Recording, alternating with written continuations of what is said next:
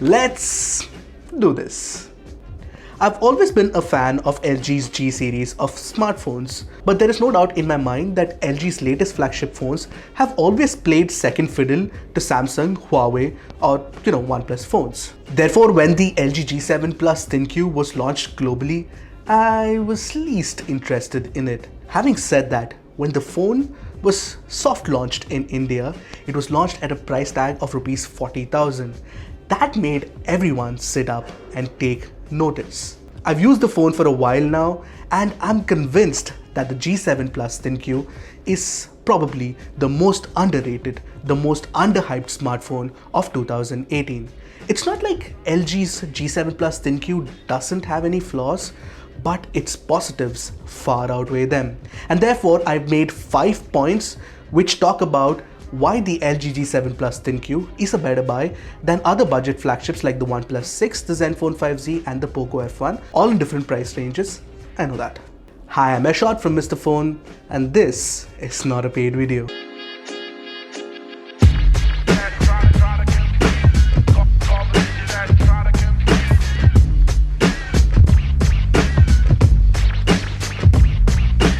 Before we find out 5 reasons why I think that the LG G7 Plus ThinQ is a baller phone, don't forget to hit the subscribe button and the bell icon right next to it to get notified about whenever Mr. Phone puts out an awesome new tech video.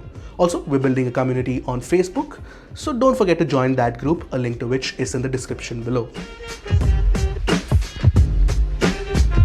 The tall 6.1-inch IPS LCD panel on the phone is bright, extremely bright.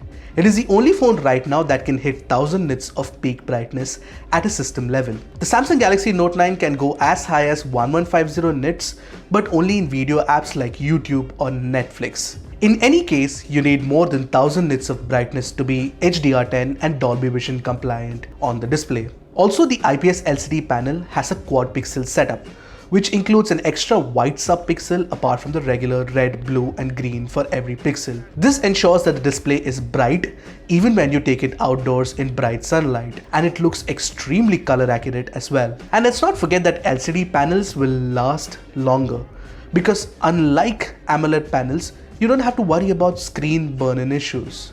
Watching HDR videos on YouTube on the LG G7 Plus ThinQ was a treat to the eyes. The IPS LCD panel offers extremely accurate color reproduction, and you can also change granular level settings of the display. For example, you can tune the RGB levels and the color temperature as you wish. Since the whites were a little too cool for my liking, I cranked up the warmness a little to make it more comfortable to read.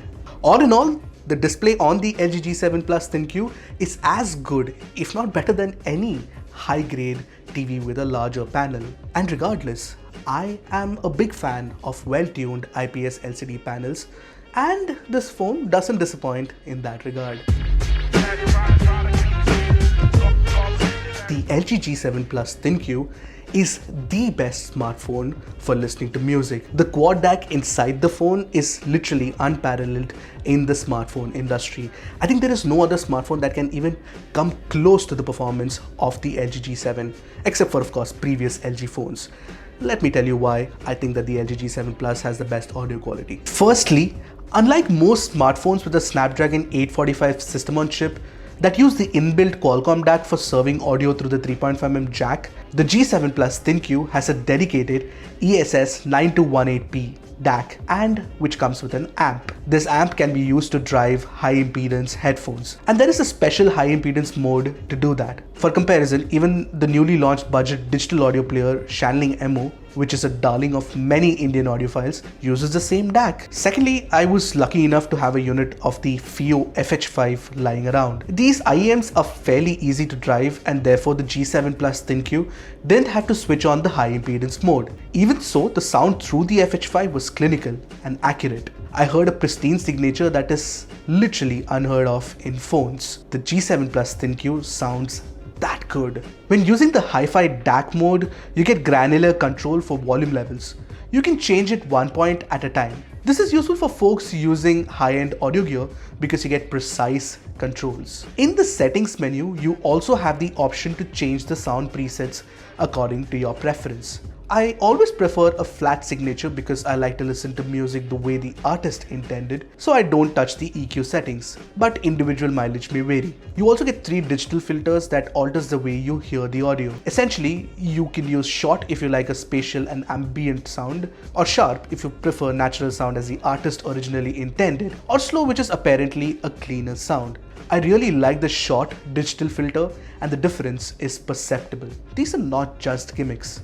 The fifth point I have to make here is that you also have a new DTS-X 3D surround sound feature, which is great for movies and games but not so much for music. Essentially, it places sounds coming from different angles in the correct position. It simulates a 5.1 setup that you can find in your house. Coming to the new resonating chamber that is a part of the speaker inside the G7 ThinQ, it is legit one of the most quantifiable improvements to a speaker setup on a smartphone that I've experienced yet. I mean, I would have liked a stereo setup, but this mono setup is still pretty good. It gets loud, really loud. And even at maximum volume, you get a distortion-free sound. You can really feel the vibration when the entire chamber resonates. But there is one small problem, wherein you can easily muffle this sound when you're holding the phone in landscape position and your finger inadvertently blocks the speaker.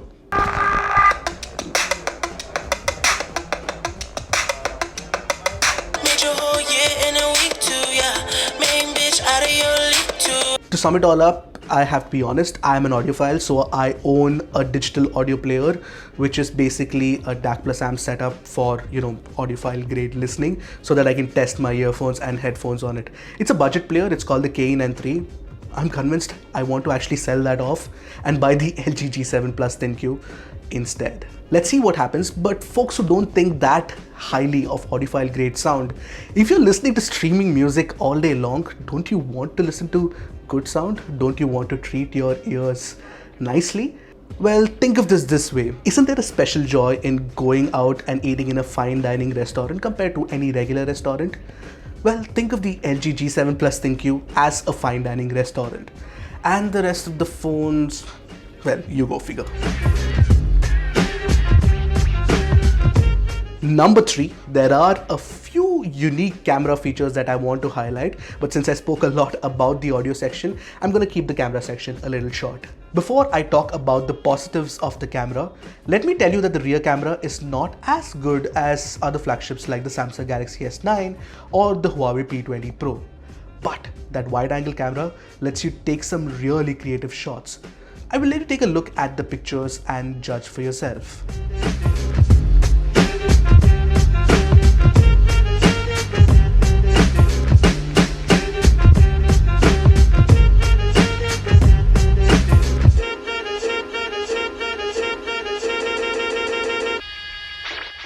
Similarly, LG's manual video recording mode is such an intense tool for, pro videographers. You can change the ISO, the shutter speed, and the focus as well. But the coolest thing is that the manual mode lets you adjust the microphone settings and add a wind noise filter. Also, the LG is probably the only smartphone camera app that gives you focus peaking in manual mode, both for photography and videography. After using the LG G7 ThinQ, I really want the app on this phone to be ported to other capable hardware inside phones like the Pixel 2, the Samsung Galaxy S9 and the Huawei P20 Pro. Imagine the amount of power you will be able to generate out of the manual mode on this phone. Now, reason number 4 is the military grade sturdiness and waterproofing. And yes, the LG G7 ThinQ has a glass sandwich design. But here's the thing, the phone comes with an IP68 certification, which means that the phone can be submerged in under 1.5 meters of water for up to 30 minutes. That's not it, the phone has a military grade certification for sturdiness. Not one phone in its price range comes with such intense weatherproofing certifications. You know what, I can actually talk from personal experience here. Fortunately or unfortunately, I ended up dropping the phone on a very hard rocky surface. And all that happened to the LG G7 was this dent on the SIM card tray and a few scuff marks around the phone. Honestly, any other phone would have been smashed to smithereens. This in itself is a big sell for a lot of people who are worried about build quality on their phones. Coming to the final reason, the one thing that completes any premium smartphone experience for me is the haptic feedback response that you get with it. The iPhone is so great because of its kick-ass haptic feedback engine. The LG G7 ThinQ comes really close. You get a system-wide touch feedback that is so subtle and pleasing. But the kicker is that you also get an indicative touch feedback response within the camera app. Every time you focus on a subject, the phone gives you an indicative vibration feedback. It feels extremely satisfying. Obviously, I can't show that on camera. You have to experience it once. So I've come to the end of the video, and who is this LG G7 ThinQ for? I think it is made for professionals. Like I mentioned before, the LG G7 ThinQ has an audiophile grade DAC setup and a kick-ass manual mode in its camera. In all honesty, I absolutely loved my time with the LG G7 ThinQ, and I'm sad that LG is not marketing this phone enough. The G7 ThinQ definitely deserves more attention than it is getting right now. All that said, all the positives said, I obviously am a reviewer, so I have to be critical of the phone, and there are some issues.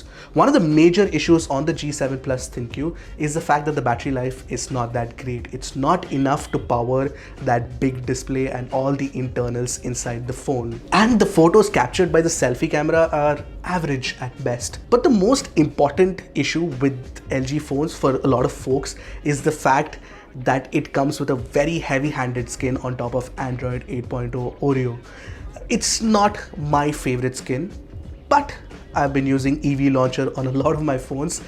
I'm using that on the LG G7 ThinQ as well, so I'm not complaining. All things considered, the LG G7 Plus at 40,000 is a steal for all the premium features that it offers, and there are more reasons than one for me to figure out why it is better than the OnePlus 6 or the Zenfone 5Z or even the Poco F1 for that matter. Are you, like me, a fan of LG smartphones?